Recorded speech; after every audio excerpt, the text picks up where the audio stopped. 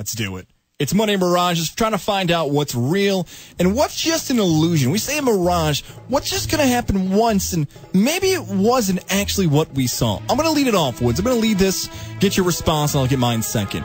Real or mirage? Albany men's lacrosse had a successful season in 2017. Absolutely. I think real or mirage? Absolutely is not a choice. Absolutely is. It's real. Okay, it's real. It's real, and honestly, I think this is only a stepping stone to what they could be next year. I think they could be. I think they're getting their name out there now. They have recognition in the lacrosse realm right now. And I think top recruits are going to start looking at Albany now as a possible destination. Yeah, they're getting some really good recruits. They're getting the players that we think can compete at the high level. The Thompson brothers, Connor Fields, and all that. The answer is real, but there's going to hit a spot. Let's say it wasn't Maryland. Let's say they played at Denver or at Duke or at Notre Dame. People would look back and think, why can't they beat Denver? Why can't they beat a Notre Dame? I get that the schools overall and some are not as small as Albany when it comes to recruiting in the conference and things like that, but Albany lost 3 games all year long. 2 were to the number 1 team in the country, and the other was to Syracuse at home with the lead in the fourth quarter. Who was the number 1 team in the country at that time, too. That's right. So they had a lot of things going on there. So Albany, the answer is real. But going forward, the new bar should be the Final Four. This is the standard. It's going to hit, maybe now, some would argue with us, 2017 and beyond. That's a regular season. That is a average season when you make it to the quarterfinals. For most programs, you'd think that's crazy, but Albany has now set a standard that their next successful season is getting to the final weekend. Real for now, but if we did this 2 years from now, 3 years from now, that answer may change. The ceiling is the roof for Albany. The ceiling is the roof. The roof. Gleyber Torres, Yankee prospect. He was called up from AA Trenton to AAA Scranton Wilkes-Barre. Gleyber Torres will play in the major leagues this season, 2017 for the Yankees. Real or mirage? That is a big old mirage. He's got to mature and develop as a shortstop. He's one of those guys where right now he also got benched a few weeks ago. He did, yeah. For having some issues. He wasn't hustling a ball out there. It was hit down the left field line. He thinks it's going to be foul. He doesn't jog it out. Kind of reminded me a little bit of what Cano did when he was on the Yankees, not running balls out and stuff like that. And that's what they kind of want to get out of his system. And if it takes another year in the minor leagues for something like that, in order for him to mature. This is absolutely the best thing in his case and for the future of the franchise is holding him back in AAA. But then again, he's gonna start the season on the roster of the New York Yankees next season anyway. So let the guy develop. Let him be what you want him to be as a Yankee fan for the future of your franchise. I wanted this to happen back in April. When Didi suffered the injury, if you're going to do what's called service time, which basically means if you call a guy up too soon, you lose a year for his free agency, basically you get to keep him under contract for another year. That would have been good for the Yankees then because you get him in April. Now you're likely to get him what? July, maybe September, more than likely. We saw guys in July like Sanchez and Judge come up later in the season for a boost for the Yankees, which was great. And those guys proved to be the best players in that spot. But I'm with you. It feels like a mirage to me. If you let him sit in AAA all 2017. Most AAA pitchers are guys who used to pitch in the big leagues but aren't good enough to get back there. I've always called it purgatory. Yeah. Heaven is the big leagues, but you're sitting right there. You've tasted it maybe a little bit, but you want to get back.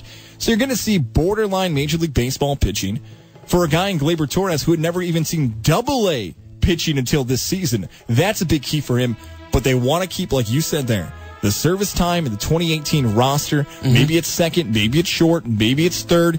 Get him some reps. I don't see Gleyber Torres hitting the big leagues this year. And maybe it also depends on where the Yankees are come August and September. If they're still in the hunt, maybe it's better to hold him down there, let him develop some more. But hey, if something happens this season, and I hope it doesn't, or the Yankees fall out of contention for not only the division but maybe the wild card, then I would have to consider bringing the guy up and getting him some major league reps. But until then, we'll have to wait and find out. It's Monday Mirages, trying to figure out what was real and what's just an illusion, a mirage over the weekend in sports. Woods filling in for Levack. The rumor now coming out there, reports are suggesting that Darrelle Revis will not face any league punishment from the NFL for the incident weeks and now months ago involving that fight in Pittsburgh. Real or mirage, Darrelle Revis plays in the NFL in 2017. This is real. I really do think there's going to be a team. I mean, you look at some players that have gotten second chances in the past, that have, and this isn't even that big of a deal in my mind. I think it's something that just happened out of the blue. It's a little out of character for Darrelle Revis. So I think he will find a team. I don't know whether it'll be a team in contention. That will be whether he wants to sign with a team like, I don't know, maybe Cleveland, who's, going to be by the bottom of the barrel the whole year. Would he want to sign with a team like that? Because that's probably where his offers are probably going to be from. So I think it's a wait and see, but I think it's real. Good job by the Revis people, the agents and others, to control the narrative off the start. I'm still not convinced of what happened that night. A lot of people have theories of how the whole thing had gone down. But I know I've never checked out a property close to 3 o'clock in the morning. And there's other times where you could do it. The narrative was controlled, and we may never actually find out the truth of what happened. And maybe the guys involved in it never wanted the truth to come out of what happened. So for all of that, Revis wins the public battle. But I'm going real. I'm talking like a November, December signing for Revis. Ooh. An injury happens to a contender, maybe the Green Bay Packers, maybe the Patriots, somebody who's going to be there that needs help in the secondary, and they make the move to bring in Revis. I almost forgot until today that Revis wasn't retired, because we had heard retirement rumors all through the fall when Revis was getting burned, and then it was that, okay, he's going to leave the Jets. Well, who wants him? Nobody signed him yet. Well, he's probably going to retire. Oh, he hasn't retired yet. Did anyone tell him he should retire? That's what it's been. There have been so many people suggesting he should retire that fans forgot he's not retired. If he wants to play and he's good enough, a team will bring him in. So I'm going real. When you said November, December signing due to injury, now, would a Darrelle Revis coming off of that season that he had last year and possibly not being in any football shape, you think he'd be a legitimate guy to be signed that late in the year? Yes, because I'd offer this next question back. Who's better? I mean, Darrelle Revis was not Darrelle Revis last season, but I'm telling you, he could still be a top 20 corner in the league. He could not be maybe, for a lot of teams, worth the value of what he's going to ask for, because Revis has done that better than anybody else. But try to name 40 better corners in the NFL. If Darrelle Revis isn't on that list of top 40 corners, and I bring up 40 because someone's going to get hurt, he's got to be on that list of a top 40 And I'll even corner. throw this at you. Is he playing corner? Is he playing safety? He doesn't have to pick. If he wanted to play safety, I'm sure it would have happened by now. Yeah. He would have been signed by somebody to play safety. It would have happened. It may be the legacy thing that he's fallen off if he has to play safety, an ego shot that he's not willing to take. Real or mirage? LeBron James' performance in Game 3 of the Eastern Conference Finals. That's a big old mirage right there. That is the biggest mirage possibly in the show's existence. LeBron James, he had an off night. I don't make anything of it. By the way, they won by 44 the night 2 days before. They were up by 52, I think, at one point. So I don't really make anything of it at all. That's a big old mirage for me. Mirage for me too, but what if we had flipped this? What if LeBron had done that 11, 6, 6, and 6, rebounds, assists, and turnovers all to sixes in Game 1? Because in Game 1, you could understand, like, they had close to double-digit days off. It would have been similar to what happened years ago when he played for the Cavs and they lost to the Orlando Magic with such a long time between games. That I maybe would have thought, ooh, that layoff might have hurt LeBron a bit. But it's Game 3. And the Celtics, even with LeBron playing that poorly, needed a buzzer beater at the end. They still don't have Isaiah Thomas coming back anytime soon. It's a mirage for sure. How about this one? Real or mirage, the San Antonio Spurs win tonight. Man, I want this to be real just so that the NBA playoffs that have been terrible have to drag on for another week or so. But this is mirage. The Spurs without Kawhi Leonard, with LaMarcus Aldridge playing as up and down as he has this entire playoffs, I don't see any way that.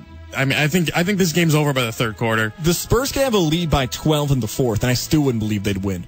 You can give them the 23 lead in the fourth quarter they had in Game 1, and I still wouldn't. Right. Golden State just sits back and waits. They have so many good shooters. Klay Thompson, Curry, Durant. They're all on the same floor together. Sometimes even now I forget, like, They all are wearing the same uniform. This is not an all-star team that's taking the floor. Well, it kind of is an all-star team for Golden State. They're never out of a game because they can score that quick. Mirage. San Antonio goes home tonight. I got two more for you. Real or Mirage, there are just too many award shows. Did you know the Billboard Music Awards were last night? Did you watch any of this? I did not even know that was on. People were fired up about it on social media, the Billboard Music Awards. I'm not big with music awards. I just think they're overrated. 1,000. So real, you say. There's too many. Yeah, there's way too many. The Grammys, I think it's overrated as well. The Grammys are overrated. Yeah, no. Yeah. The Grammys are fine. What do I don't understand. I'm losing track. There's like the SAG Awards. There's like the People's Choice Awards. There's something involved. I like the movies ones. The Oscars. The Oscars. Yes. I'm glad you didn't say the MTV Movie Awards because that's a thing too. I don't like MTV. There's a lot of things going on here. How about this last one? Real or Mirage? Because you wanted to bring this up. Because I'm staying away from CrossFit is a sport. Real or Mirage? Mirage. CrossFit is not a sport. Are you sure? I am sure, and I think there's a guy on line one that can back me up on this. 476-1045, 476-1045. Joe and Rexford. Joe, what's going on, man? What's going on, Gozy Bear, man? I feel like I got to fill in for Levack here because I know if he was in the studio today, he'd be telling you that exercising is not a sport. No, wait. No, hang on a second, Joe. There was a real clock involved. There was lifting involved. There was a race. These are super athletes. Why is exercising, to you, not a sport? Listen, Gozy, I have a clock in my truck. Does that mean I'm playing tennis right now or something? Well, hang on. Just because there's a clock. It's the prelude. Exercising is the prelude to a sport. You exercise before you play a sport. Now, in the Olympics, there are lifting competitions. You know that. There's the clean and the press and all that stuff. So you don't believe that CrossFit is a sport because there's both exercising and lifting involved. It's basically just the gym rats making up a sport to get credit for them working out. Is that what you're getting at here? You got it. You got it, and if Levack was here, he'd be on my side. I know it. I've met these CrossFitters, Joe. I'm not messing with them, man. This is intense. I've met him, too, and I'm not going to let him know who I am. And I'm not That's why he's Joe from Rexford. I'll say this. There's about 48 Joes in Rexford, so good luck. Joe, I don't know if you've ever watched the show Eastbound and Down with Kenny Powers, but Kenny Powers I'm not trying to be the best at exercising. Joe. That's where I got it from. Appreciate the call, man. Take care. Thank you for listening. All right, have a good one. What, do you want to have more support coming in here? Who do we got on the line? Well, I don't know if it's support for me as much as it is for you this time. This is Josh from Saratoga. Josh, go right ahead, man. Hey, CrossFit is definitely a sport. If you haven't done it, go out and try it and see how you feel. Dude, it's intense. I'm watching these workouts, man. It was insane watching these athletes climb up the ropes, competing against one another, a different breed. I didn't know how to compare the event itself. It was somewhere between MMA and WWE. I'm thinking Ninja Warrior, the way you're describing it. A little American Ninja Warrior. Josh, are you a CrossFitter? I am not. Google Rich Froning, and you tell me who looks better, him or a football player. I know about Rich. He's stronger than half the NFL, and he's fitter than half the NFL. Yeah, Rich, I've heard that name before. The sister and the dad tell me about Rich. Appreciate that, man. If I can have fitness be a sport. Like, that's what these guys, that's what other athletes do in order to stay in shape for their sport. Right, the guys do that. But look, track is a sport. It's the Olympics. It's built off that. Lifting, it's basically just combined Olympic sports into one Olympic sport.